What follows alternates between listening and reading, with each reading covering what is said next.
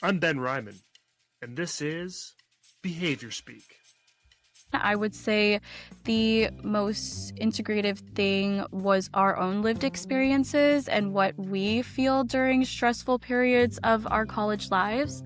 So for me, the most pertinent thing was, not having a community to talk to about my problems and feeling like I'm this black sheep in a world of people that don't really understand what I'm going through or how my culture could be impacting my day to day, just not being able to practice it.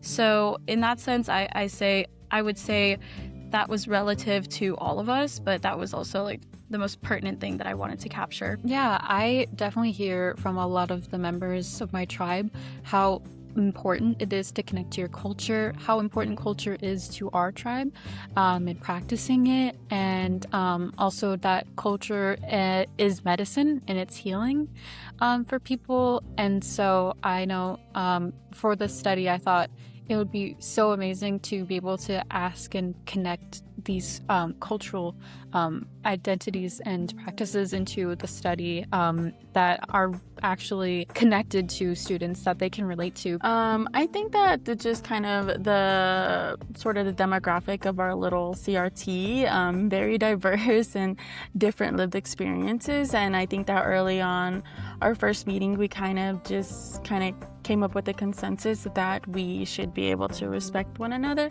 and have that mutual respect and awareness and kindness while we are approaching one another in certain terms of our relational connections. And so one of the most urgent things I felt that we needed to capture within these measures was respect and cultural humility. Essentially just that we were, even in our conversations or our little edits on the doc, we would approach it very respectfully and with open-mindedness, and just that we were understanding of our cultural differences in terms of our tribal affiliations or, our ethnicity. Yeah, respect is a big one that I think is something we captured beautifully. I think that they captured it in the sense that it's been amazing hearing about everybody's different experiences and being able to create similarities, but also recognize the differences. I loved getting to know everybody, and I also loved getting to know more about Native American culture. That's not something that I've personally been taught about, which I find really surprising, and I also probably think you guys find it surprising that we don't really know too much about Native Hawaiians. So I feel like that's been the most amazing part about joining the CRT is just the amount of knowledge that I've gained from everybody. Welcome back to Behaviour Speak.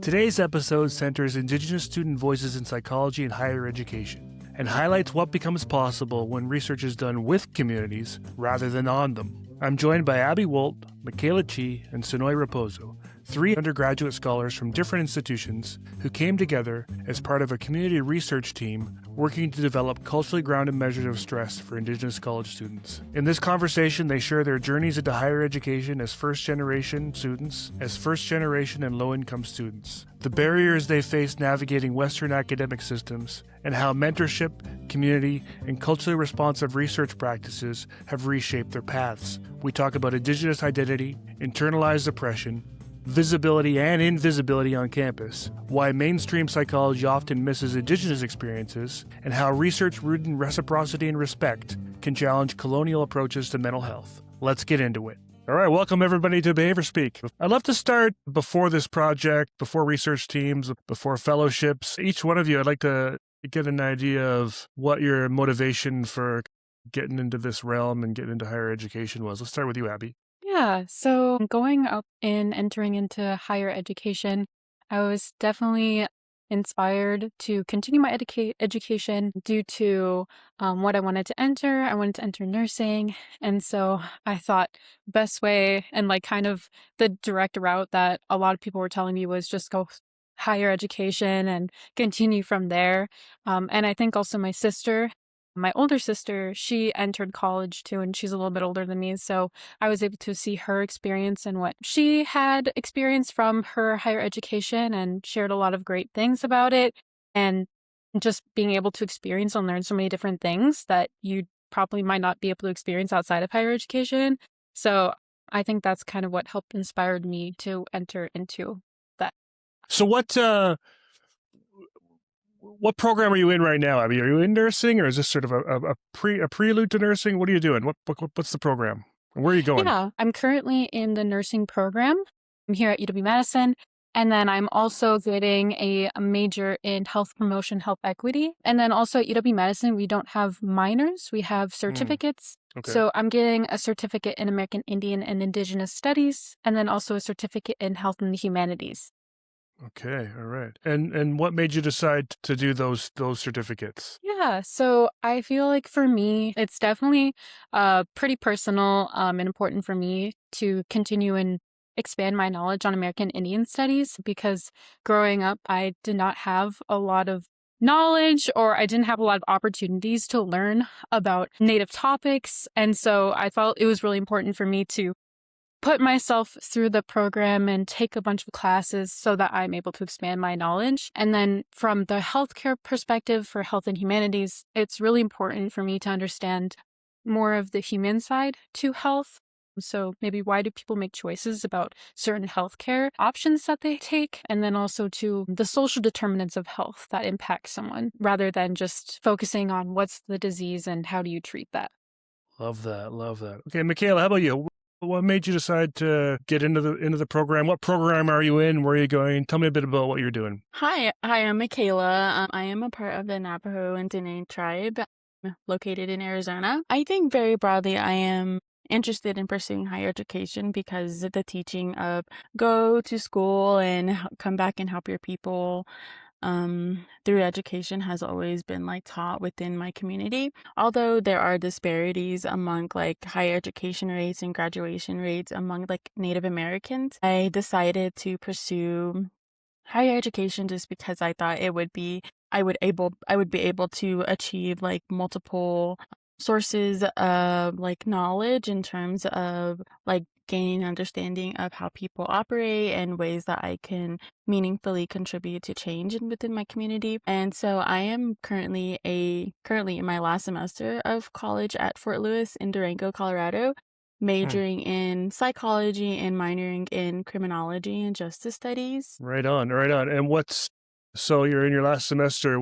What do you hope to do with that? Are more schooling? Go to work? What's the next steps for you? Yeah, so I am glad that I had the opportunity to conduct research and then to also work within the psychology department here at Fort Lewis. And I am looking forward to starting the next chapter of my life in academia. So this coming fall, I will be attending Utah State University as I've been accepted into their PhD in combined clinical and counseling psychology program.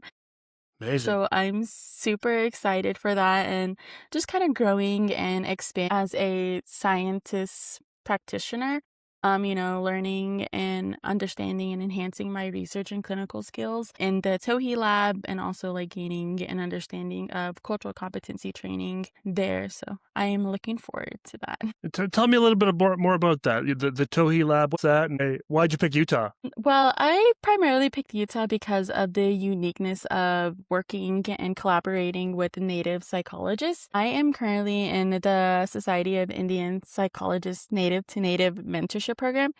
Nice. And this is my second year being in the program as an undergrad, and I've had the opportunity to learn and engage from multiple Native psychologists, although there are very few. It's a very connected and tight-knit community that I've been very happy that I've been connected to. And so I attended the last in-person SIP conference in Utah about 2 years ago, and there I connected with people in person, and I talked with them, and the dialogue that was occurring within this time was very different in terms of comparing to regular academic conferences. There were talking circles, and just the conversations were very different, and the relational approach was very unique and rare. And there Mm. I met my future advisor. Well, actually, my incoming advisor, Melissa Teehee. And then the work that the Tohi lab focuses on is like cultural competency in terms of approaching mental health within Native populations. So yeah, that's a little bit a very like broad overview of what the Tohi lab is. That's amazing. Yeah, Melissa Teehee, she's awesome. She does some really, really cool work. You're lucky to have her as a mentor. That's amazing. Yeah. Okay, Sanoe, tell me about yourself. I'm a third-year undergraduate at Duke University, majoring in Cool. neuroscience and psychology. And I would say what sparked my interest in higher education is the fact that a lot of my family didn't have the opportunity to pursue higher education. My parents had me at 17, so I got to see like trials and tribulations of raising a kid at such a young age and also like growing with them together. I also had the amazing opportunity to live in multiple places, such as Kauai, the Big Island, Oahu, and Las Vegas. So I kind of agree with Mikala in the sense of being able to pursue higher education and then coming back in to like foster and connect with your community. I'm Native Hawaiian, so that's really important to me. Amazing. And what kind of opportunities have you had, like Michaela has shared, to have Indigenous or even Native Hawaiian kind of mentorship? Yeah, so I had the amazing opportunity to obviously work on the CRT with Dr. Anna Fetter. And then from there, me and Dr. Fetter have been working on a literature review. So we're trying to figure out the literature state of like mental health literature out there on the Native Hawaiian youth and emerging adulthood population. And I'm almost done with that, and I'm hoping to have that grow into a thesis. Other than that, I'm also working on a few like developmental psychology projects. So that's kind of on the side. That's awesome. So, and what your third year? So you still have another year to go. Yeah, and then Abby, where are you in your program? What year? Yeah, I'm currently a senior. The interesting thing about UW-Madison is that you have to apply to the nursing school later on, so you don't immediately get in. And so I had to apply twice because I didn't get in the first time. But I technically, before getting to nursing school, I was pre-nursing, so taking a lot of prerequisites for nursing before I went in to go into the nursing school. And at UW-Madison, is there an opportunity for the kind of mentorship that Mikala and Sanoe have been talking about? Yeah, no, I really love that we have the Indigenous UW program here at our campus. It is created in a way to help create community and connections for Indigenous students on our campus by also providing some programs provide financial support in order to make sure that students have resources and access to things such as textbooks. And then, of course, also to foster that community to make sure that we have the ability to network and make connections and to meet friends and to have really strong relationships with our faculty and staff that we have on campus here. And specifically for health care workers, we have NACHIP, which is the Native American Center for Health Professionals. And that is a certain focus on health professionals. And so I know the reason why I even got involved into this specific study too was from a advisor that was through NACHIP. And Abby, what led you initially to move towards health promotion and health equity?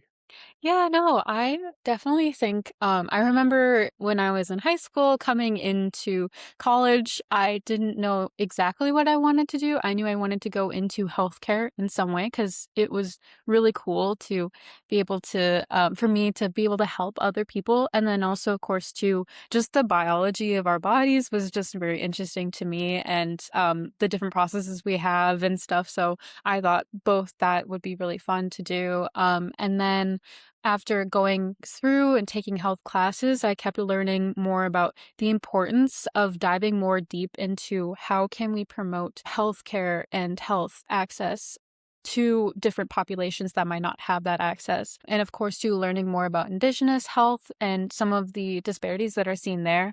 I thought it was really important for me to focus that aspect to centering around people and community in order to better help my future patients in the future. Love that.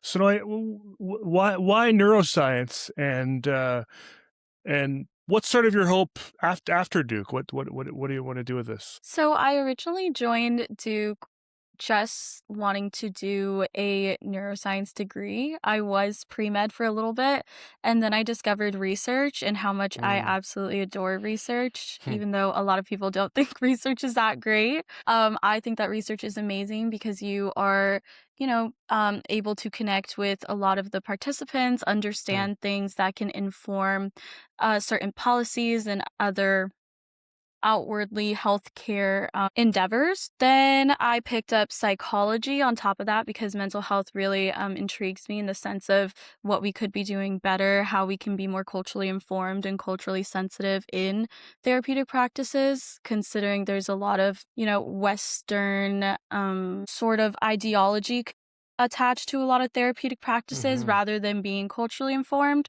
So that's what I want to do after Duke is continue doing research, hopefully get into a good PhD clinical psychology program focusing on the Native Hawaiian population, or maybe doing a PsyD and having my volunteer hours be in a rural area in Hawaii. Amazing. And are there any Native Hawaiian psychologists, clinical psychologists that you kind of look up to and would even be cool to work with someday? I wish I knew any, but to be honest, I don't know any. And even at Duke, I think I only know of maybe 2 other Native Hawaiian students. Wow. So also within my literature review, I found out that there really is not a lot of papers on Native Hawaiian college students in general. And it's possibly because Native Hawaiians don't pursue higher education as often as the general population. So that's another thing that I really want to figure out and see what the disparities are there. Right. So that's got to be tough to not have a model mentor to sort of look up to. And I suppose then hopefully you can be one of these to others. Yeah. Mikala, why psychology for you?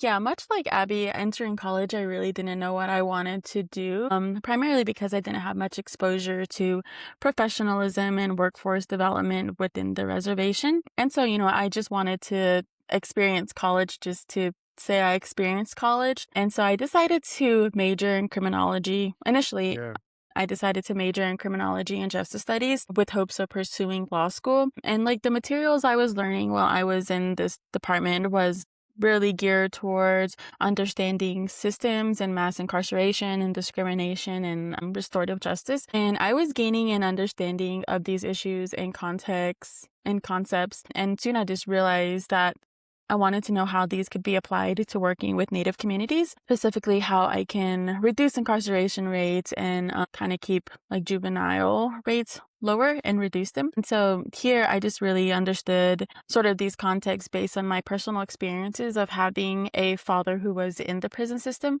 and my brothers and peers who have been within juvenile centers. And so at such a young age, I understood my environment and how it resulted in these outcomes. But the thing is, this was my reality, growing up in poverty. This was the norm for me, but it was I understood that it was within the broader context of how my peers and my relatives and my ancestors have lived. And so here I this perspective kind of really inspired me to pursue a career change and to pursue psychology, just because I thought that it could be really translational of understanding contextual based interventions that target disparities through mentorship or scholarship and training. It's amazing. And I think this kind of feeds into my next question. And it sounds like a lot of your work will focus on reducing barriers for folks. And it really sounds like maybe some of the earliest barriers for some of you has just been you haven't even had the models or you haven't been able to sort of even see folks like yourselves in these roles. Tell me more about some of the barriers you all have encountered and the work you've kind of done to push past those. I can start out. I would say for me, I am so far the only one in my family that's pursuing nursing. I have some family members that are in the healthcare system. So my mom's in the more health insurance side. I have some family members that were vets and I have someone that's an EMT, but no one really was ever in nursing or anything like that, or even receiving something higher than a BSN. So I didn't really know the pathway to get into nursing. And I know even to some of my family members, they have certain expectations oh, you have to be a CNA in order to be a nurse. or you have to follow this certain path in order to be a nurse. Or even I remember like when I got in, some of my family members were like, oh, someone must have like pulled some strings to get you in, because like, how did you enter nursing? And so just kind of that was like something that kind of impacted me, particularly like emotionally, mentally, thinking like, oh, I'm not good enough to be a nurse. I can't go into nursing like if I'm not meeting these and these and these boxes. And so I think that kind of really, it impacted me emotionally, especially too when I didn't get in the first time. I was like, wow, like that means I probably shouldn't apply again. Like, why should I even pursue healthcare if I can't do it? And so, but again, to accessing those people that were like my advisors, just talking to them and taking that time to like reflect on myself and what I really wanted to do, and realizing that I do want to do nursing. It's so important to me. It's really amazing. And so just focusing on myself and focusing on what I really want to do and pursue and why I want to pursue it. And then talking with my advisors just really helped me overcome that and to keep on applying myself to nursing and then eventually getting into nursing. And so I think that is what helped me overcome that barrier. Yeah, I think like kind of going along the lines of not really having such great role modeling for someone who's been in higher education. I mean, how I viewed it is like being a first generation student, low income, and like a native college student in general is a barrier within itself. And there are multiple challenges that not only I have faced, but also my peers. And I think it's just really not talked about. So, for instance, one of the barriers and challenges that I've encountered within my pursuance of higher education is just navigating my Native identity. You know, I was on the reservation majority of my life until I decided to move away for college. You know, navigating that indigeneity within this Western context, you know, like the term of like two worlds, you know, like navigating being who you are and where you come from, but then also who you should be within the educational system. You know, like taking courses, you know, it was a challenge to recognize that my positionality and my perspectives were unique to this setting, you know, as like a lot of, like, as I said, like a lot of people are not within the system of like education and are not able to role model that for me. And so, but ultimately, I think that like I figured it out how to navigate and bridge those gaps of like my identity as an Indigenous woman, but then also my position in Western education, and that my capability to learn and grow within these spaces. I guess just having to feed and empower each of the other. I would say my biggest struggle pursuing higher education is much like Mikala's, in the sense of being a first generation low income student and then also being a Native Hawaiian. It's just a little bit like I felt a little lost. Moreover, I'm from the West Coast. My family lives in Las Vegas currently, and Duke University is in Durham, North Carolina, so it's very, very far from my family. I'm also the oldest out of 4 siblings, so I'm very family oriented. So I think that was a really big struggle for me. Also being put into a college where there isn't a lot of Native identity, not just Native Hawaiian, but also Native Americans and Indigenous populations in general. So when I found NASA, which is the Native American Indigenous Student Alliance, and I joined, I did feel part of a community, but still a little left out because it's mainly for Native American students rather than Native Hawaiian students. So that's why I really enjoy working with Dr. Fetter, and although she is Native American, I can see very much similarities in the sense of what we had to go through or what I'm currently going through and what she's been through. And I see her as an amazing mentor and has taught me numerous things that I'm going to keep with me for the rest of my life. Yeah. That's awesome. I learned a little bit about some of the other activities you all are involved in, so I'd like to ask a bit about that and sort of how they're shaping your institutional experiences. I really liked reading this about you, Abby. I know you're a member of, is it called the Ho-Chunk Nation? Is that right? Yes. Yeah, and I also thought it was really cool that you I don't know, you still are doing this, but you're leading a First Nations cultural landscape tour on T-Job. Yes. I work for the First Nations Cultural Landscape Tour, which is a part of the normal touring that happens around our campus, you know, like for incoming students and stuff. Okay. But we're focused on the Indigenous history and presence on our campus, particularly focusing on the Ho-Chunk history, because this is our ancestral land. Gotcha. Okay, that's neat that you're in school on the lands. How has that work kind of shaped how you think about land history and belonging on campus? Oh my goodness, it is a really big journey. It's so amazing. I really love the program so much. So I think entering the university, I grew up 30 minutes away from UW-Madison, and so I've always Mm, heard about, oh, UW-Madison's a great school, go to it. And I love staying home and being able to like go home and get food and stuff like that. And so I was like, yeah, sure, I'll go to UW-Madison. So I came here and I coming in, even though I like grew up and went to Madison all the time, it is amazing how much more history there is here that I never have learned about hmm, ever.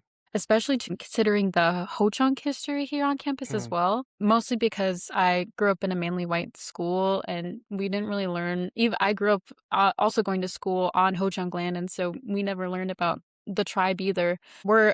Wisconsin is an Act 31 state, which means that we are enforced. It's in our law to teach about Native people and topics within Mm, hmm. younger schooling. But my school, we did not do the best job at that. And so, again, too, even talking about the history that Native people are the past, that there's no Native Mm, people presently and like right. contemporary. And so, when I came to Madison here, I didn't even know that there were mounds here, which were thousands of year old historical structures that Mm, were made by the Ho-Chunk in this area. And so when I took the tour the first time, I was just blown away and amazed hmm, how much our landscape is telling stories that we are not often told about. And they're hmm. just right here on our walking by. Every day I walk Yeah. by mounds and I don't even learn about the history of it until the First Nations Cultural Landscape Tour. And so when they were hiring, I applied and I got in. And from there, I've just learned so much amazing history about our campus. And I have the privilege of teaching other people too about our history and giving them a different perspective too. Not only that, we have had the opportunity to also talk about how has the university involved Native people and Native voices on our campus, and how has that changed to presently today?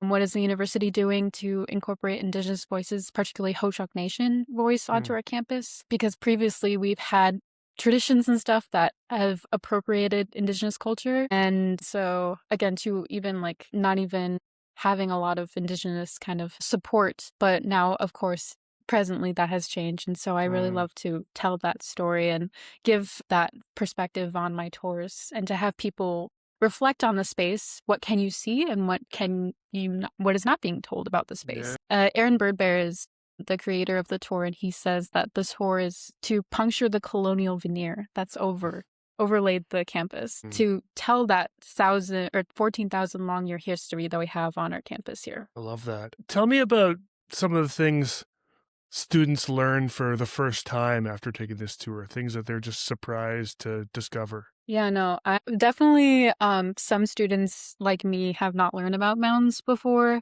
Sometimes we have people that are even learning about the tribes that we have in Wisconsin for the first time because we have some people that are coming from out of state.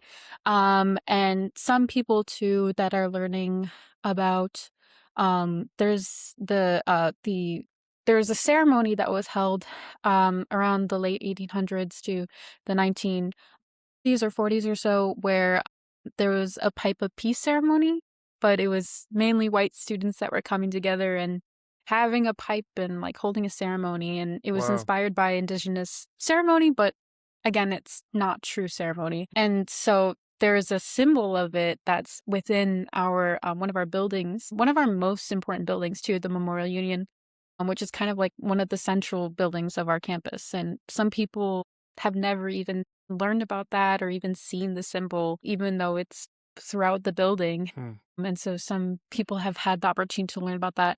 And sometimes we also have students that maybe don't really know about what is currently happening to incorporate the Ho-Chunk Nation and other Indigenous voices onto our campus, such as like new art installations that are done by Hmm. Indigenous artists. And so we have had that opportunity to kind of introduce that to people as well. So, no, you're navigating a pretty intensive academic path with this neuroscience psych.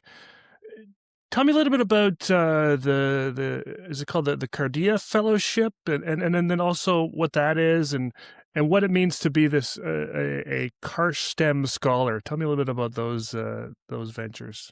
Yeah, so Duke has an array of amazing opportunities, especially for first generation low income students. Cardea is a 4-year fellowship that I had to apply for before my time at Duke, and it's technically an LLC, which is a living learning community, but it is pre-health, and although I am technically pre-health, it's more catered towards pre-med students. So I don't really identify too much as a Cardea fellow anymore, but luckily I do have 2 fellowships that I currently am in, which is the Karsh STEM Fellowship. And this is the first year that they're running the fellowship, so I'm part of the first year cohort. And it's basically to foster and grow connections and networks within the research field, and it helps you become a better researcher. So I have a house course that I'm doing where we get to have dinners with all the 10 fellows, and we get to talk about how to do presentations, how to write manuscripts, how to conduct research ethically. And I'm also in the Rubenstein Fellowship, where the Duke First Generation Low Income Office can choose 5 students that they think has leadership potential. And I was chosen as one of the 5 students this year. Wow. So that was really amazing. I got to also have dinners with them, so lots of free dinners. But yeah, that's kind of my extracurriculars besides the labs that I'm currently in. And Duke also has this program called Rise, where you get $5,000 to help you with an unpaid internship or a research opportunity, and I took advantage of that last year, and also they accepted me again this year. So really excited for that. And tell me about that, the internship. What was that about? Well, last summer I contacted a PI at the University of Washington, Seattle. Okay. I am very interested in, on top of mental health research in Indigenous populations, I'm also very interested in acoustical properties of infant-directed speech, more generally speech and learning deficits, because my little brother has a speech and learning deficit. Okay. So I was able to go to that lab for the summer, live in Seattle for 6 weeks, develop my own project that actually got accepted into a conference talk at the Acoustical Society of America in 1 month from now. So really excited. And what's your presentation? My presentation is on the phonetic distribution of infant-directed speech compared to adult-directed speech in naturalistic home environments within different age groups. And what'd you find? Anything cool? It's kind of funny because last week my PI sent me an entirely new data set, so I've been running statistical analyses on it all week. But I do see some similarities and some phonemes that are sticking out, and the p-values are looking pretty good. So nice. I'm really excited to write that portion of the manuscript and get the presentation all put together. Really cool. Mikala, you're involved with the, is it called the SPEx lab? And then you're also a Restorative Justice Mellon Fellow through All Our Kin. Tell me more about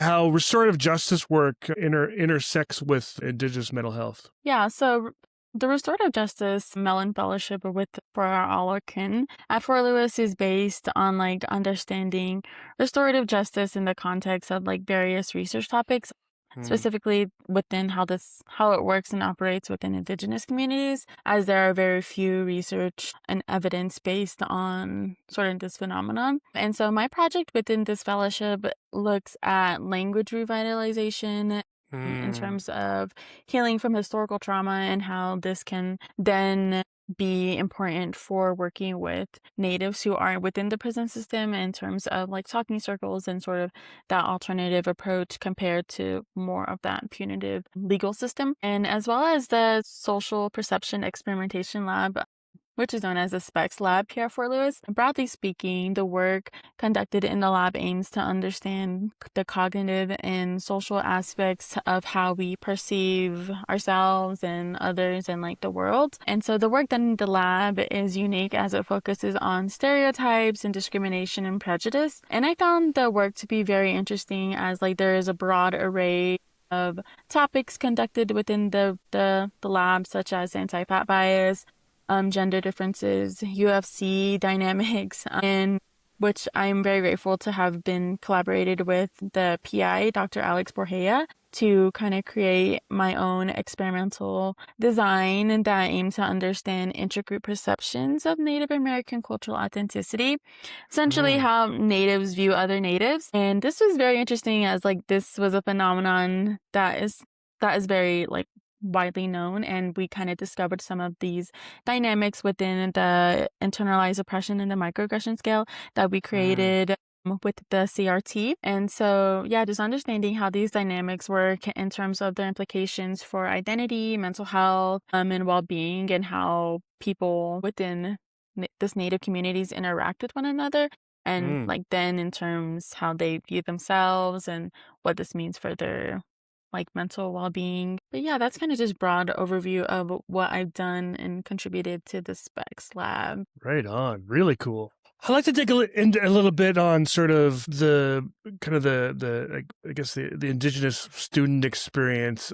I think I'll start with you, Sanoe, because you really have alluded to sort of not just sort of within your own school, but it seems like sort of within full fields in some way. What's it like? What's it feel like to be Indigenous in the space in Duke and kind of the work you're doing? I would say at first when I started college, I actually really didn't want to identify as Native Hawaiian. I just really wanted to fit in.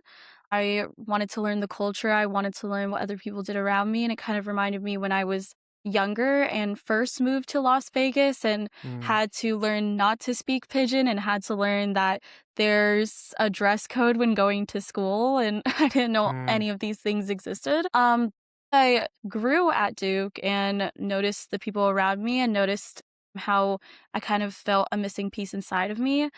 That's when I started the CRT and learned about like internalized depression and microaggression, and I didn't know that these things could have been impacting me this entire time.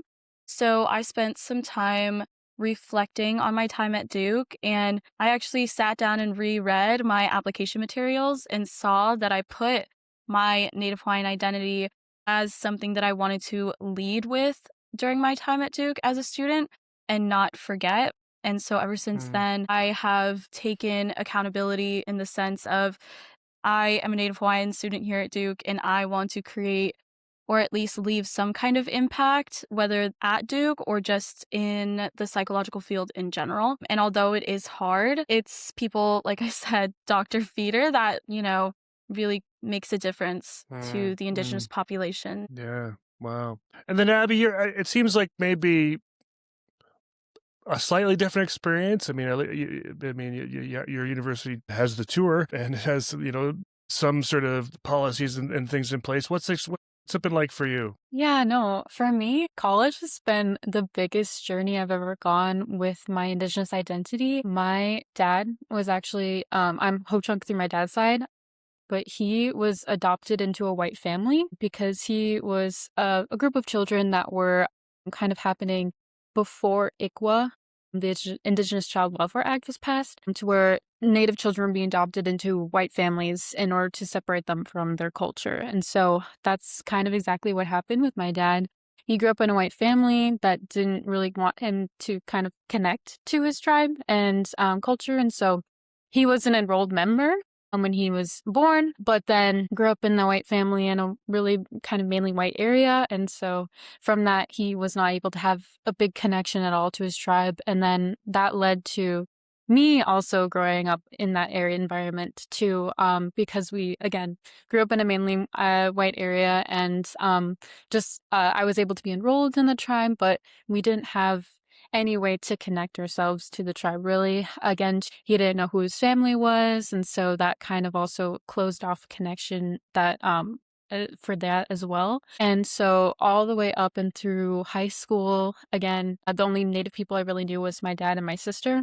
And so there was a really big separation in my life for me and my Indigenous identity, to where I didn't feel like I was able to identify as Native, even though I was an enrolled member, an ANIMA enrolled member. And so when I finally got into college, I saw that there was a Native community here, and I was like, okay, I'm very scared and nervous because I have no connection at all to Indigenous communities, and like I don't know what it's like. And so I was like, no, I need to jump in. I need to do this because it's important for me to learn. And again, to why I pursued that certificate, because again, it was really important for me because I never had that opportunity to learn at all until then. And so then coming into this really welcoming community that I have had here, we have had like there's some battles and stuff with Indigenous community on campus because we have an Indigenous student center, but it was under threat of being removed or like moved around and stuff like that. But there's a really great community here that was really welcoming and affirming for me to be comfortable with identifying myself as Native, and then kind of really supporting each other and having a really supportive network and programs here have really helped me feel that the university is taking really good steps to supporting Indigenous students, but there's always great room to grow as well. And are there spaces where maybe you feel more visible and then contrasting, maybe more invisible at that university? Yeah, no, I definitely think like when I'm entering the Indigenous Student Center, it's like, yes, I'm in my space, like I'm in my comfort, I have my people around me. And then again, too, when I'm giving tours, I feel like having my coworkers with me can really help me feel supported, and my bosses and everything, and being able to be in spaces too that are occupied by Indigenous faculty and staff are really great. But again, the university is really big and stuff, and so there are definitely like I feel like the majority space is kind of more that like maybe I maybe identify as Native, or like maybe like I'm not as welcoming for Native. I don't know. I feel like there's definitely a different vibe. I don't know how to describe it, where it's like just the majority like university. Luckily now the university is trying to incorporate more Indigenous art as well into our campus to like give that opportunity for Indigenous perspective to be there and present. So I feel like that has made me feel better supported and comfortable with and excited for these new spaces that are on our campus compared to like that one like thing that's in the Memorial Union, where that one kind of makes me feel a little bit ucky or not as great with that like appropriation of Indigenous culture. Yeah, what about you, Sanoe? What about the sort of visibility invisibility sort of comparison? What's that like at Duke? I would say Duke does have a few clubs that are catered towards Hawaii in general. However, I'm a little biased in the sense that I don't feel like that club per se actually is culturally sensitive in what they do. And so I joined the club in hopes to create kind of more of a culturally sensitive environment, but I didn't really feel like it was integrating the spirit of aloha, which is kind of like the central value of Native Hawaiian morals. So I would say Duke is a little in the social department. However, like I said, Duke is also very, very supportive in research. And because of that, I actually got chosen to do a lightning talk at the Duke Research Summit, which is going to be on the topic of the literature review that I stated earlier. So I'm excited to kind of share that to the Duke community and bring more visibility to the struggles that Native Hawaiian students and also just Native college students in general have to go through. Yeah, so like, tell me a little bit more about aloha and the value and expand on that a bit. Yeah, so the spirit of aloha basically is leading life with love in your heart, love and kindness, treating everybody with love and kindness, and not because you think it's going to return to you, but just because that's what you want to do. The Hawaiian community itself is collectivist, and I think that's why it's so hard for a lot of Native Hawaiian students to be integrated into college, because college is very individualistic, especially when you don't have like a community catered towards your morals and your culture.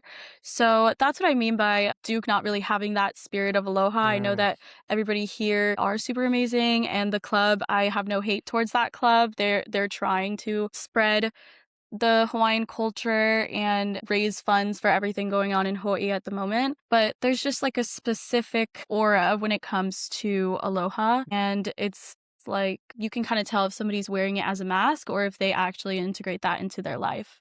So. Yeah, I get it. Mikala, I think maybe you might have a unique experience with Fort Lewis being more of a tribal college. Tell me about what that experience was like for you. Yeah, from sort of first arrival and all the way through.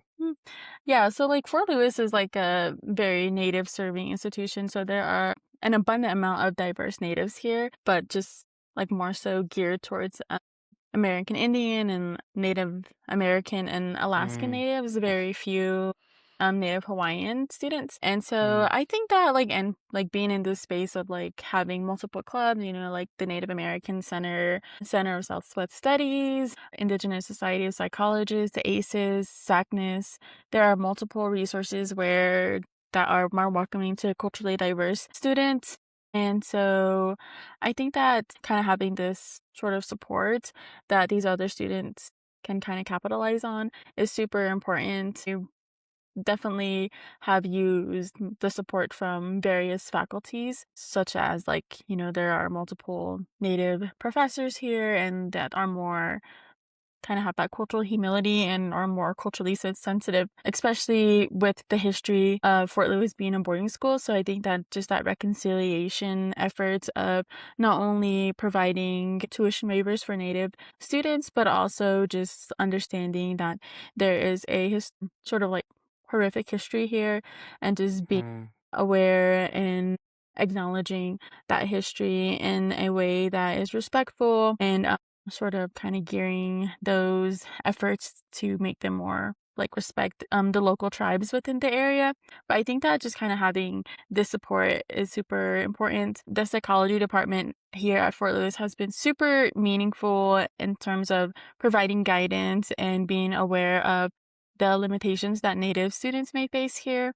So I think that it's just been very proactive here. Let's get into the project team. I'd love to, Mikala, maybe starting with you. How did you get involved with Dr. Fetter and this work at Duke? Yeah, so coming from a smaller institution, I really did not have much opportunities to kind of grow professionally and academically. And so I knew that I wanted to go into grad school. So I knew that I had to figure out a way and navigate how to kind of achieve this journey. And so this was about my second semester being in the SIP Native to Native mentorship program. And here I just connected with a lot of the professionals within the society. And so I was like, I want to kind of learn more about Indigenous research methodologies. Like I want to kind of gain an understanding of how to conduct research within Native communities. And so I got in contact with one of the Native psychologists who then referred me to Anna, and we kind of just talked initially about what I wanted to do in terms of my career and what I was interested in. And we had like very similar interests in terms of creating healthy pathways for future Native scholars. And so she just kind of invited me to join the community advisory board, not only to enhance and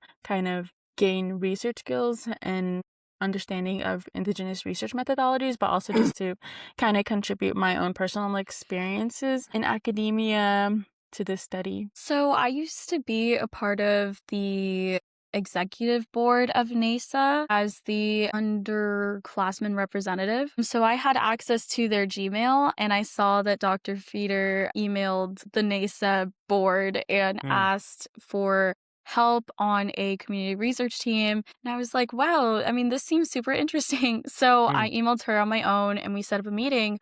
But I did tell her, like, I'm not Native American, I'm Native Hawaiian, so I don't know if you want to integrate that into your survey and if that's what you're looking for, but I can bring input in that sense. And we talked about it. We talked about what that might look like and how there's definitely going to be less of a sample because there isn't too much Native Hawaiians pursuing higher education. But at the end, we decided that it's a good idea. And I'm just really happy that I was able to bring some type of visibility to Native Hawaiian college students in general. And also, like Mikala said, learn more about Indigenous research and what that kind of looks like in this day and age. What a great initiative on your part to sort of see the email in there and jump on it. Good for you. Abby, how about you? Yeah, so it was during the time when I was reapplying again to nursing school, didn't know if I should or not. And so the advisor I was talking to through NACHIP was a really great help and mentor for me. She was connecting me with different opportunities to do for my year while I was waiting to reapply again, and then sending me different things to do and pursue. And then this was one of the opportunities that she sent to me, and she thought I would be good rep to go and join this team. And so due to her recommendation, I was able to jump onto this team. Again, to looking into this study and research, I thought it was really, really cool opportunity to do and to pursue, especially to just learning about mental health and how important it is. And also to like some of my family members I know have different things that impact their mental health too. And so I thought it would be really great to see how that is for Native students. Dr. Fetter described in our interview the Duke Community Research Team as working to develop culture-specific measures of stress for Indigenous college students. Sanoe, what felt most urgent to capture in this research? I think that's a very interesting question. When looking back at how we kind of did that conversation, I would say the most integrative thing was our own lived experiences and what we feel during stressful periods of our college lives. So for me, the most pertinent thing was, not having a community to talk to about my problems and feeling like I'm this black sheep in like a world of people that don't really like understand what I'm going through or how my culture could be impacting my day to day, just not being able to practice it. So in that sense, I would say that was relative to all of us, but that was also like the most pertinent thing that I wanted to capture. Yeah, I definitely hear from a lot of the members of my tribe how important it is to connect to your culture, how important culture is to our tribe, and practicing it, and also that culture is medicine and it's healing for people. And so I know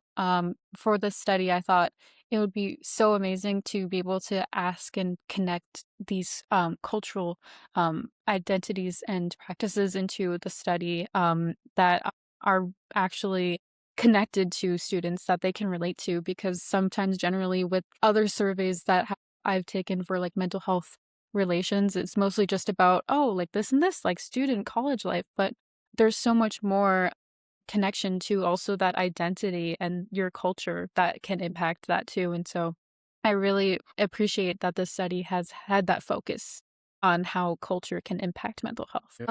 I think that just kind of the sort of the demographic of our little CRT, very diverse and different lived experiences. And I think that early on, our first meeting, we kind of came up with a consensus that we should be able to respect one another and have that mutual respect and awareness and kindness while we are approaching one another in certain terms of like our relational connections. And so one of the most urgent things I felt that we needed to capture within these measures was like respect and cultural humility. Essentially just that we were, like even in our conversations or like our little edits on the doc, like we would approach it very respectfully and with open-mindedness, and just that we were understanding of our cultural differences in terms of our tribal affiliations or, like our ethnicity. So yeah, respect is a big one that I think is something we captured beautifully. And I think like we did that and we sort of, I don't know how to say it, but I guess, yeah. Yeah. And Mikala, what did you kind of realize mainstream psychology literature was missing? It's like a hard question to ask because it's a lot in a sense. Yeah, I mean, fair. that's just like there's a lot missing in terms of Indigenous research, and not only in terms of diagnoses or like understanding phenomenons occurring within these communities or training guidelines or like mentorship. There's multiple things, I think. And I think that this study and these measures that we developed are a step forward into kind of creating and filling those gaps immensely. And yeah, I think that there's just kind of hard to answer that just because it's a wide array of topics and phenomenons that are missing when occurring and studying sort of these dynamics that Native students may face in higher ed. Tell me a little bit about when I talked with Dr. Fida, she said that you've piloted these measures and have moved into data collection. I'd just love to hear more about your journey and kind of relationships with the measures. So maybe Sanoe, you could start. I would say I have a sort of unique experience with the measures in the sense that, like I stated earlier, I didn't really know a lot about cultural identity and how it could be impacting my mental health. I didn't know what oppression was. Like, I feel like that's baseline. Like, most people know what Yeah. oppression is and internalized, feelings, but I kind of didn't really know about that. So, upon the creation of the measurements, I was able to talk about my experience as a Native Hawaiian, which I realized it has similarities, lots of similarities with Native American, but also differences as well. So I would say that's my biggest thing when creating the measurements. And then also through data collection, we've noticed that it's been harder to get Native Hawaiian students, but I appreciate both Dr. Fetter and Tomas's willpower towards trying to get as many Native Hawaiian college students as possible to fill out the survey. And I'm really excited to see what the results are and what we can do towards that. Your interesting thought around oppression. So, is it you didn't know sort of you didn't maybe have the language to describe some of the things that are happening? Like, were you experiencing oppression, but just you didn't realize it because you couldn't sort of, quantify it? Yeah, I would say that's exactly kind of how I would phrase it. Just a little side tidbit, but in the mental health literature review that I'm doing, I also realized that a big sort of downfall in Indigenous research, at least specific to Native Hawaiians, is the fact that they use the CESD on a lot of, or just like mostly everything when scaling depression. But when they interviewed the Native Hawaiian students, they actually found 60% of them had more depressive symptoms than the CESD captured. So that's just a kind of example of how not being able to put words onto how we feel can also hinder how we get help or how we look at things day to day, which can relate or kind of reflect onto different things in our life, such as social interactions, academic environments, etc. Mikala, I was thinking about, you were talking earlier about, did any of this work kind of dig into some of the more internalized racism, internalized oppression? And I'm curious what sort of insights kind of came out of that. Yeah, I think that my study aimed to understand like a wide variety of sort of discrimination and prejudice in terms of I guess like the my goal and objective of my research project was to understand Native identity within itself, as it's very multidimensional, and it was very hard to sort of capture what I wanted to capture and measure what I wanted to measure because there is no scales related to Native American authenticity. I think that within what I found in my study is that there is like a wide range of internalized oppression and microaggressions that these Native students might be feeling, but they aren't really understanding that they're sort of experiencing these processes because some of them could be taboo or they're just not really sort of seen as easily as like discrimination maybe. And so I think like with internalized oppression, I guess my study looked at the idea of like you're not Native very broadly and sort of using AI generated images. I created 4 conditions where participants were randomly assigned to one of the conditions. And so some of my manipulation variables were looking at skin tones and place of upbringing and, like very simple things, like how you appear, but then also where you come from, which would be more salient in terms of the Native identity and that cultural connectedness and engagement. And so using some of the items from each of the internalized oppression scale and the meme, I looked at authenticity and like identity policing in terms of like, what draws the line of Native identity and what could be considered Native identity, and how could this like maybe impact how I'm viewing this person or like this target per se, like in my profile. And so there are a wide variety of implications for like identity and mental health, discrimination, and what this could mean for like the clinical setting of like working with a culture to clients or like multiracial natives. So I think that's just a wide variety, and I'm super grateful to have been advised by Dr. Alex Borgea. I really was super fascinated with this project. It was a challenge in the sense of having like not having much access to the research around this, but deriving research from other minoritized experiences and just kind of creating. I mean, thankfully through the CRT, I have had the opportunity to understand how to create scales. So I had to like create and adapt my own items to measure authenticity. Within the scale, I also measured like pretendian, very interesting topic. Yeah. So essentially, like, are you native, or are you sort of pretending you're native, or like are you claiming that native identity for your own benefit, or like are you actually a native and you're just a victim of being outgrouped? But yeah, it's super fascinating, and I hope to continue similar lines of inquiry at the graduate level, just because like there's multiple implications, and this is a very like based on not only understanding experiences from the CRT or like from my peers in college, but then also just the study. It really something that we found is that this is such a common phenomenon and experience that Native students may feel in terms of being outgrouped and discriminated by other Natives, or like from their people or within the larger context of education. Wow. That's really fascinating. Abby, what was it like translating lived experiences into these measurable constructs?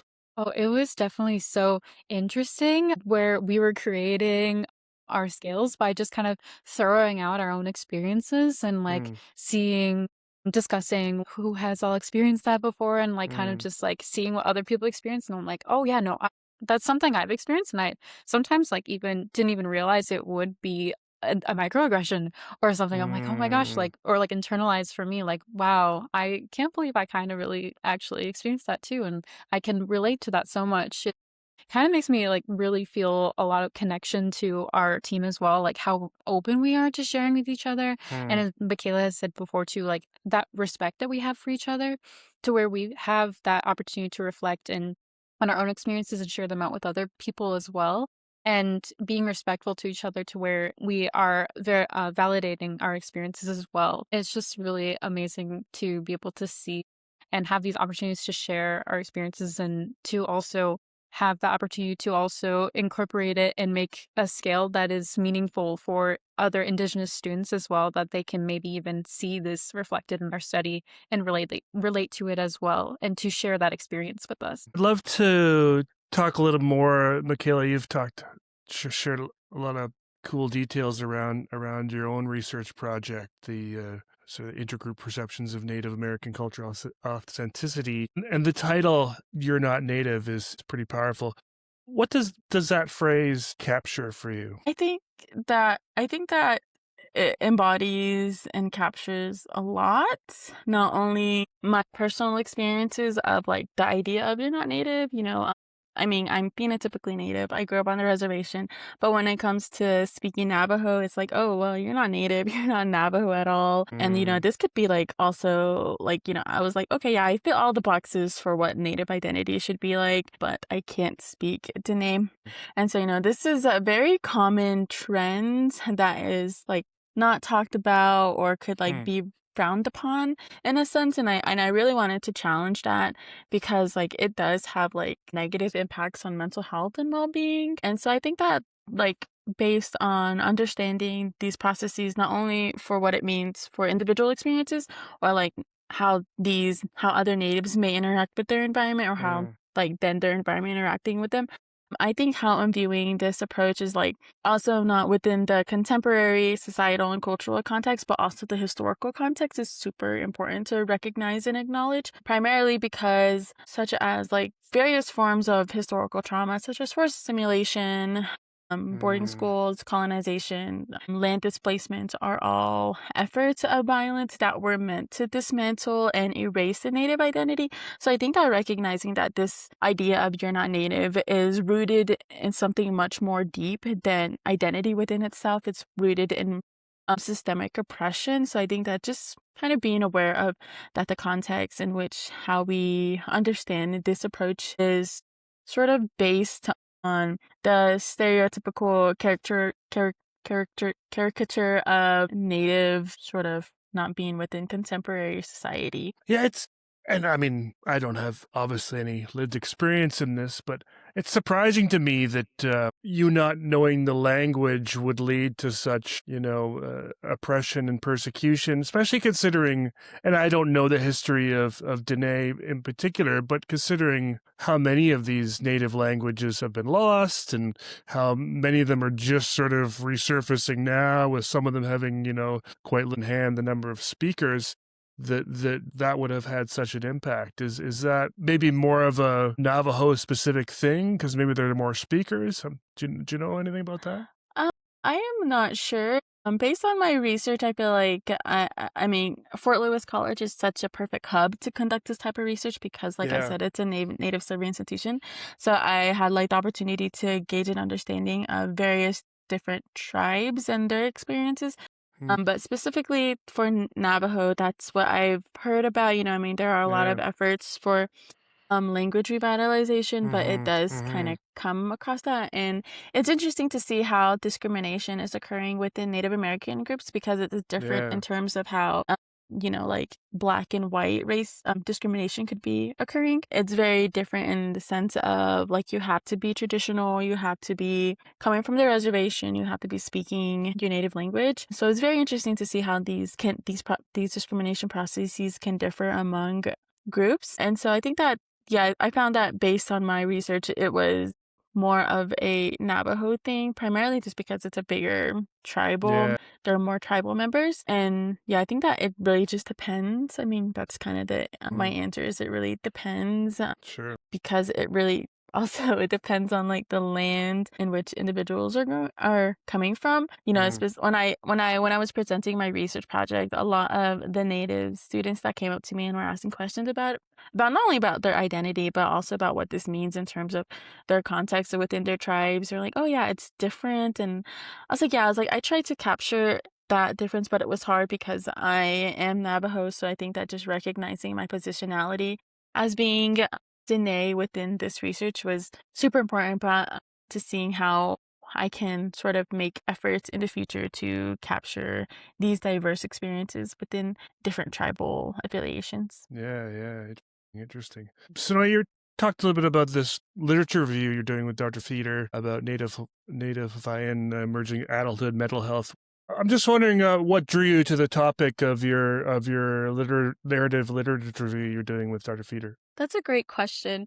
So I actually had the opportunity to go back to Kauai after not being back on the islands for 8 years. And when I went back to Kauai, I figured things have probably changed. Things probably got better. In fact, it got worse. And I'm seeing more Native Hawaiians become homeless or more Native Hawaiians moving to the mainland because they don't have enough land or they don't have enough money to buy land. And when I came back to Duke, I realized that I'm in an amazing position where I can do some research on what could potentially be going on or how we can sort of fix this.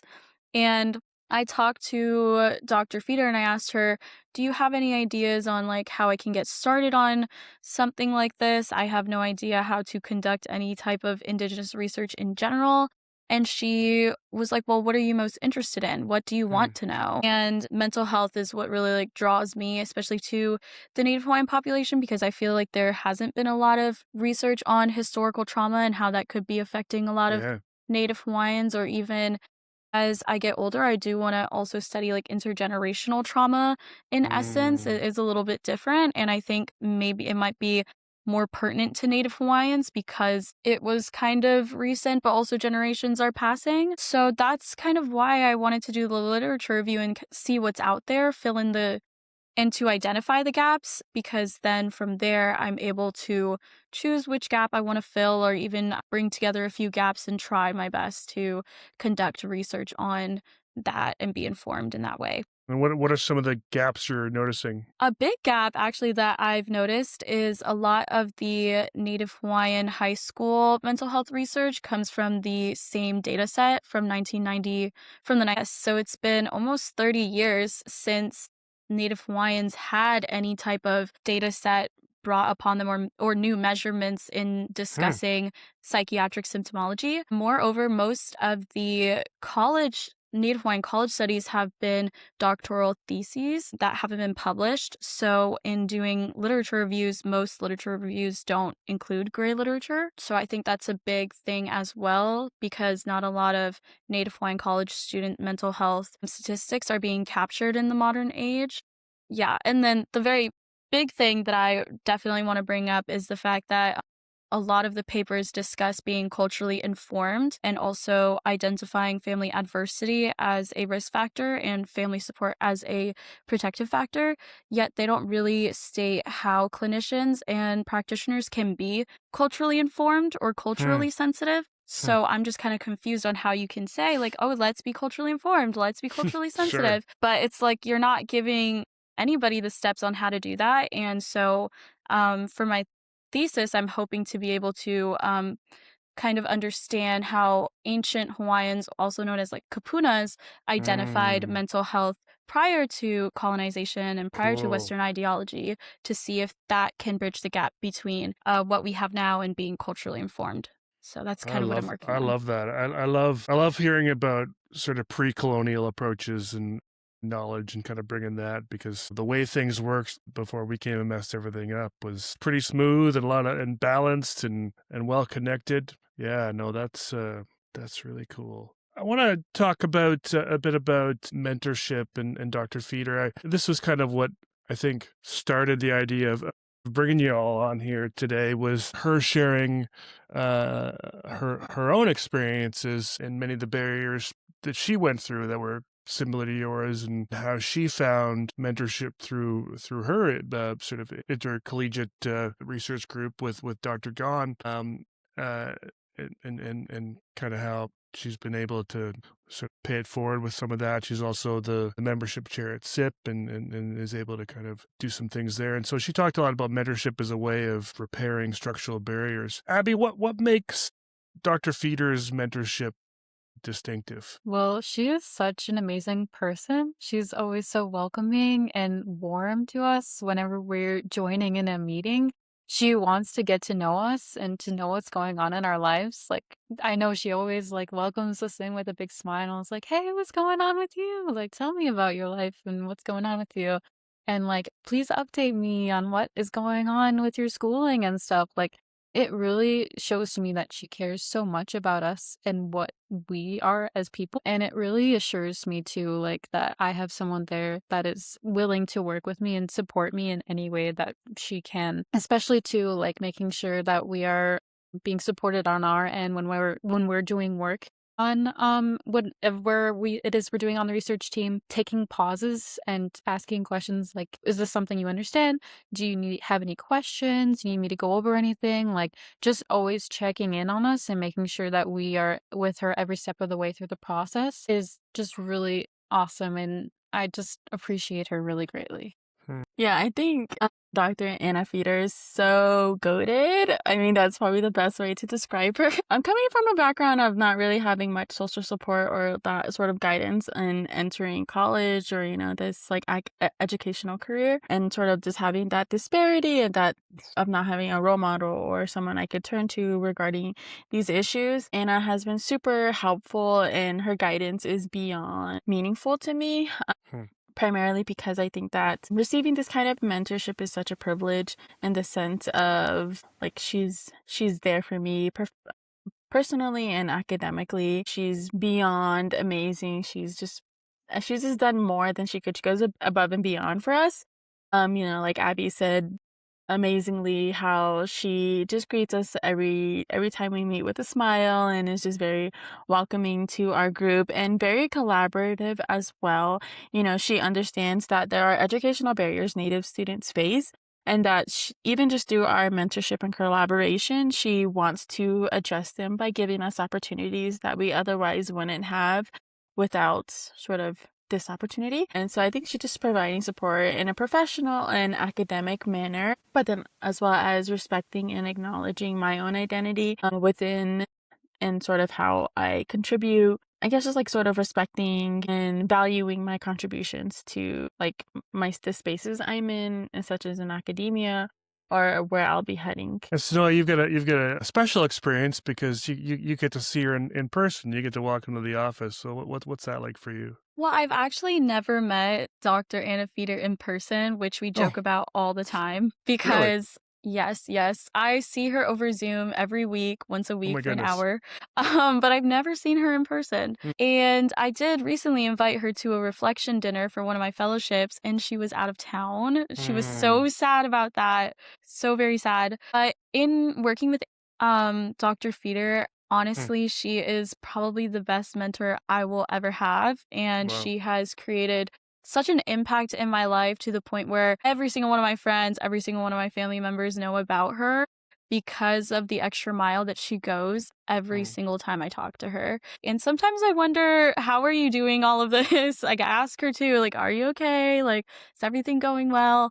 And she always shows up with a smile, and she never complains about what she's doing. And I think it's because she knows that she's making an impact, and she knows that this work is so meaningful and passionate to her, which makes me want to keep trying harder. So, yeah. And what are some of the skills you've gained, Sanoe, working with Dr. Fetter? Well, first and foremost, I've definitely gained skills in creating a literature review. I've never done that before. Writing a discussion section, searching for articles through different lenses, such as if I found this literature review, I can go into the citations and look at this. But it's also professional things in the sense of time management. How do I want my mentor to work, and how does she want me to work? That's a conversation that we've had before. There was another thing that I wanted to say. Yeah, I've also learned that it's not just me that's doing this project, but it's also her and how she can help me and best like foster this project with me. And I honestly realized that that's really what I want in a mentor. I've had mentors that kind of just like throw me into the dark, and sometimes that can be great and you're learning a lot of things. But I also realized that I do want a mentor that I can connect with at least on a somewhat higher level than just professional. So that's kind of what I'll probably be looking for when applying for PhD positions. And it's all because of her that I'm able to identify those things that are important to me. Mikala, how about you? I see you nodding quite a bit here.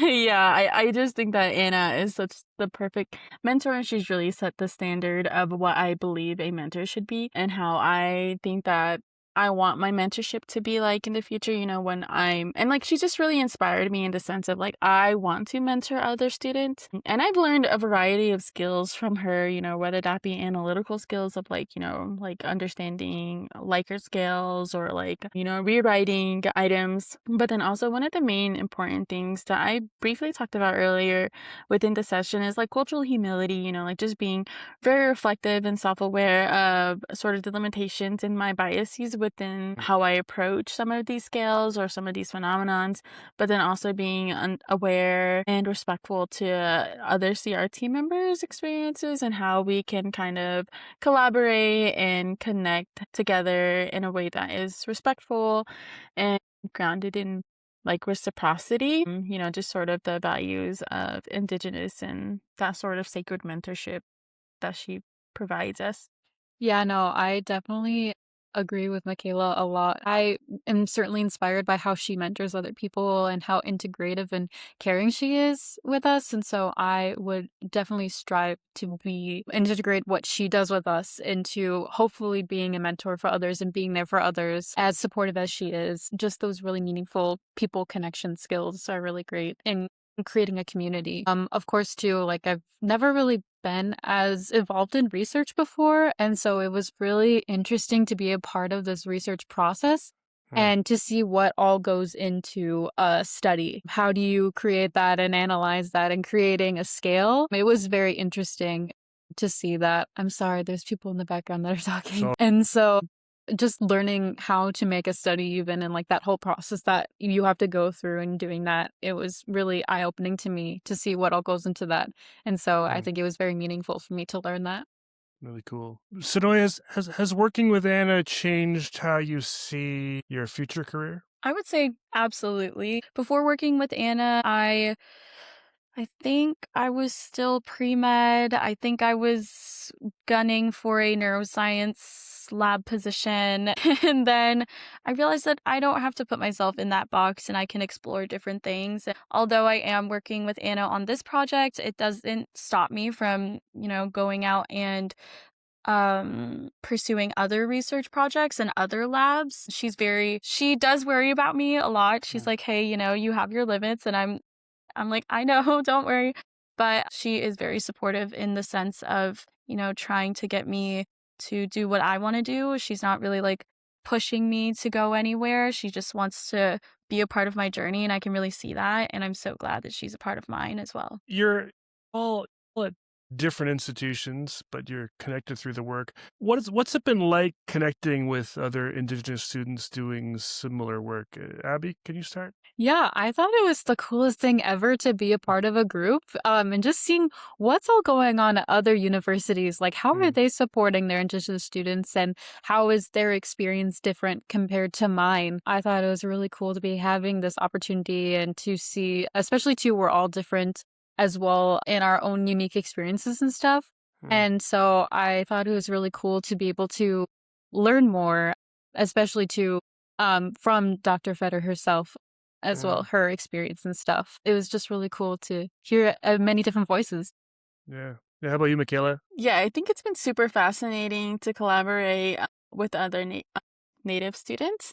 In the sense that like I'm learning about who they are and where they're coming from, but then also like why they're doing this kind of work and sort of the supports that they have as well at their institutions. And it's just super cool to see that we have this sort of random, like odd type of connection, not only due to study, but just like based on our lived experiences, even though they're like vastly different. It's just like we're still connected in that way. And sort of just in the way that we are also sort of kind of creating change through this study. And, and I'm looking forward to sort of the dissemination process and working alongside these individuals and seeing where we could take this a step further beyond the statistics and more action based, and just how we can create change, just to kind of create a future where other Native scholars can have higher accessibility to higher education. I don't think I can say it any better than Abby and Mikala. I think that they captured it in the sense that it's been amazing hearing about everybody's different experiences and being able to create similarities, but also recognize the differences. I loved getting to know everybody, and I also loved getting to know more about Native American culture. That's not something that I've personally been taught about, which I find really surprising. And I also probably think you guys find it surprising that we don't really know too much about Native Hawaiians. So I feel like that's been the most amazing part about joining the CRT, is just like the amount of knowledge that I've gained from everybody. Yeah. And I'm sure you've all had some training in Indigenous research methods and the like. I'm curious specifically for you, Sanoe, only because I've only recently learned about some of this myself, but have you been able to dig it all into sort of more Native Hawaiian research methods at all in that sort of area? I would say no. I haven't heard of any Native Hawaiian research methods. There's a book that I'll put in the show notes and I'll send you a link to. I was doing a sort of pre-interview meeting with Lauren Boyd. She's a counselor, a counseling education PhD student, also from Hawaii, and her work is in decolonizing counselor education. And she shared in our conversation, she shared a text with me. It was blue, nice cover on it, and it was really and it was specific to sort of and I don't know if it's exactly research methods, but it was related to doing research through a Native Hawaiian lens, and it looked really cool. And I had never heard of it until sort of that conversation, so I was curious if anyone else had touched on that. So I'll definitely pass that on. What sort of things have you learned from each other that you kind of found surprising? What surprised you about some of the knowledge you were able to share with each other? I'll let anyone chime in on this one. I would say what was surprising to me was the fact that we all were a little surprised when creating the internalized depression scale. I feel like when doing that, a lot of people on the CRT were like, oh, that's internalized depression? Like, I just felt that a few days ago, and we were all like insane. So I think that that was the most surprising thing personally. Yeah, no, I definitely agree with Sanoe. Just like knowing how to categorize something as internalized oppression as well. Like we had like a really long list going of different experiences we had, and we're like, okay, well, where does this fit here? Versus like, how do we reword this to make it inclusive as well? And I think, yeah, just that whole process of figuring out what are our experiences that we have and how can we fit that within our scale to accurately portray it as well. Yeah, I couldn't agree more with Sanoe and Abby. I think that is just a lot of sort of categorizing those lived experiences, and then sort of, I mean, the first step to understanding them is to recognize them. I think we were just like, whoa, like, I didn't realize that was something that I was experiencing, or, like, I didn't realize others were also experiencing this as well. And I wonder about sort of, you've alluded already, you've all alluded to sort of the collectivist nature of Indigenous and Native Hawaiian communities, and kind of how that's positioned within sort of more, I guess, kind of the competitiveness of Western academia and so on.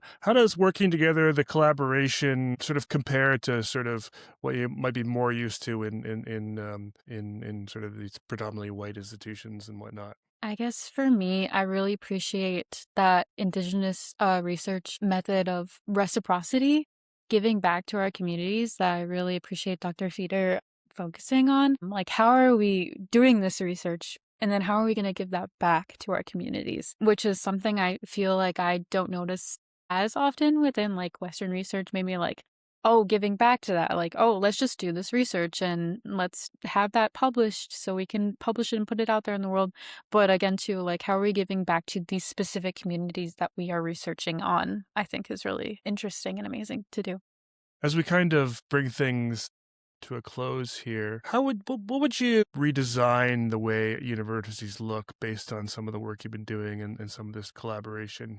Abby? I definitely think focusing more on reaching out to the specific communities and like giving them that voice and opportunity to voice what they want to have happen or like what they want to change, how they want support is really important, especially to that cultural humility and respect to culture and allowing people to integrate their own practices into spaces and feel comfortable and supported while doing that. Yeah, I just think that it's very important to have like culturally grounded scholarship, but not only in terms of like collaboration or partnerships with native clubs or organizations. Just sort of like Abby said very nicely, just sort of having that respect and sort of reciprocity for understanding and giving these organizations and these native students sort of that voice to kind of state what they want and sort of their need, rather than, sort of the agenda of Western educational frameworks of publishing and that stuff, and sort of the demanding thing of that, and just sort of just giving them that opportunity to sort of voice their own sort of needs and perspectives, rather than imposing research ideas or publishing papers or sort of measures and whatnot. I agree with Abby and Mikala, and I also want to add from an academic institution lens, I think that if universities take the effort to bridge the outside communities with the school communities, it would create so much more of a familial bond. And I only say that because there is a halau here at Durham that I didn't know about, but I feel like if Duke, put a list of places or people or just like organizations that aren't just within the school, it would create so much more of like a less imposter syndrome feeling. Yeah.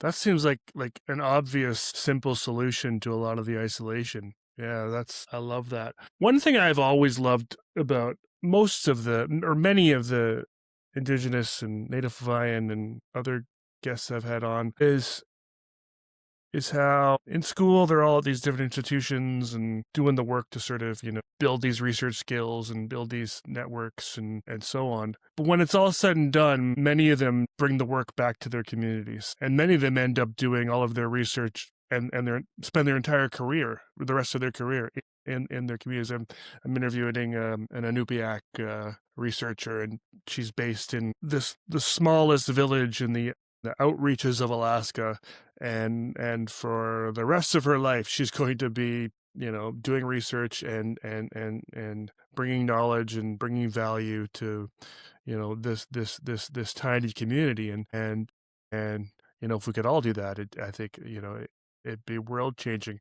I'm curious about sort of how you see the work you're doing in the future coming back to your communities and serving your communities. Mikala? Yeah, I think that just sort of the work I've done with, I guess, sort of in academia so far is just to just sort of bring new perspective and worldview to Native peoples, because it's so unique and beautiful and very different in the sense of like how it can inform treatment modalities or healthcare and policy and research and sort of like as well as like institutional sort of change. And I think that I am looking forward to seeing how even just this study can contribute to sort of understanding and recognizing sort of the educational barriers that many natives may face, and how the steps and sort of efforts we can take to ensuring that education is sort of an easier accessibility, and as well as just mental health services. Yeah, I definitely really agree with Mikala. That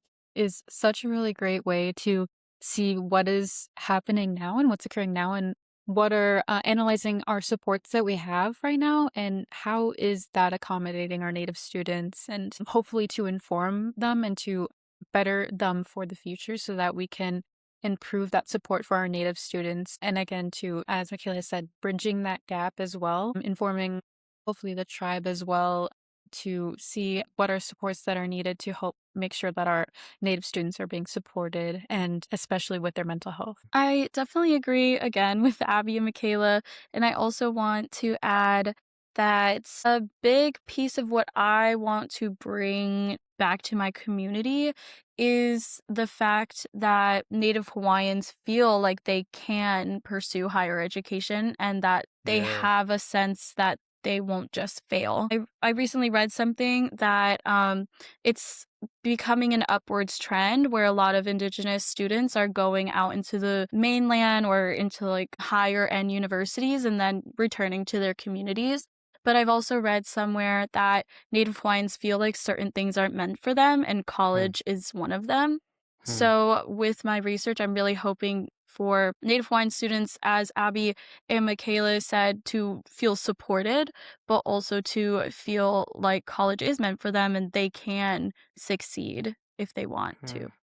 Final question. Sanoe, when you look back years from now, what do you think this collaboration will represent in your journey? I think that this collaboration with everybody on the CRT and Dr. Fetter and Tomas has really taught me that outreaching to other people can actually make such a big difference in your research, and leading the way towards being culturally informed can change also how you view your research question and you view your skills. So years from now, when I look back at this collaboration, I think that's really going to inform who I am as a professional and who I am as a mentor, when I decide to mentor other Indigenous students or just like college students in general. Yeah, I think that I agree with Sanoe. I think for a personal standpoint, my positionality in academia is such a privilege.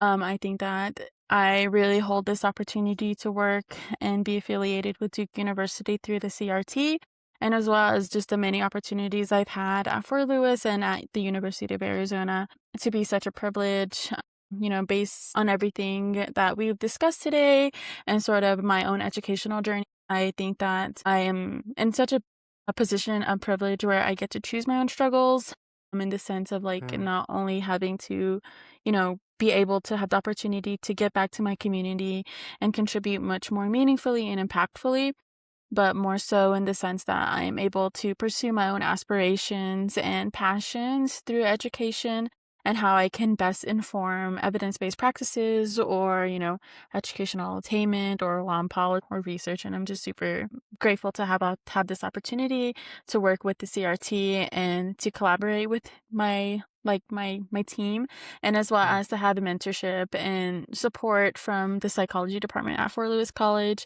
and from Dr. Anna Fetter. And I'm super excited to see what this next chapter of my life will bring in academia and the steps I can sort of make to creating change. I love that. And Abby? Yeah, as Mikala and Sanoe have been saying, it's just really amazing and great to have the opportunity to be a part of something that can have an impact on education and support for Indigenous students and particularly mental health as well. I'm so grateful and honored to be a part of this, and that there are people that are interested in highlighting Indigenous voices in research and making sure that we are exploring more and learning more about Native communities and what are their needs and what is currently going on with Indigenous students in mental health. I think it's really, really amazing, and I hope that it can definitely encourage me in the future to keep always following more research and what's all going on, what are people doing, and also to just that opportunity to learn more about people and their journeys and stories, what they experience. And having that diversity in research is just so important and amazing. Sanoe, Abby, Mikala, this has been super cool. I've been loving learning all about the great work y'all been doing, loving hearing about this team. It's been really inspiring. I've learned a lot from you all today. I hope down the road I'm going to keep following y'all, and hopefully you can bring it back maybe with some of your own students and hear about some of those journeys. Thanks so much for coming on Behaviour Speak. I really appreciate it. Thank you. Thank you. Thanks so much for listening to this episode of Behaviour Speak. If today's conversation around mentorship, Indigenous identity, and culturally grounded research stood out to you, I highly recommend checking out a few related episodes. Of course, you don't want to miss episode 268, Mentorship is Medicine, with Dr. Anna Fetter, where we go deeper into the kind of mentorship you heard about today. Mentorship that's not just academic, but relational, restorative, and community-centered. We also have a fantastic episode on cultural responsiveness and behavior analysis from a Native Hawaiian perspective, featuring Dr. Naomi Teixeira and Dr. Sarah Sato.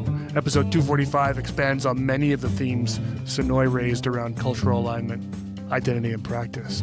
And if you're interested in hearing more student voices, check out our episode on Indigenous school psychology students, where emerging scholars share their pathways, challenges, and visions for the future. All those links are in the show notes. As always, thank you for being here. We'll see you next time on Behaviour Speak. You can find us on Instagram and TikTok and subscribe to our YouTube page at Behaviour Speak. And if you enjoyed this episode, please leave us a review on Apple Podcasts or Spotify.